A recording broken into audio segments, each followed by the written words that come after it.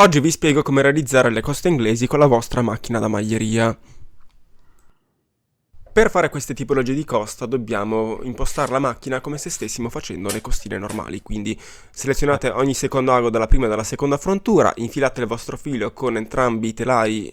carrelli impostati su 0, fate il primo mezzo giro, inserite il pettine e inserite anche i pesi.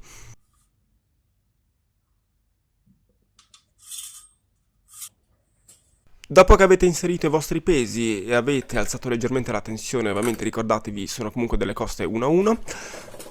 fate un altro mezzo giro e impostiamo il carrello per fare le coste inglesi, quindi premete il tasto tac e alzate i due tasti nella parte in basso come ho fatto io. A questo punto la vostra macchina automaticamente lavorerà a questa tipologia di punto.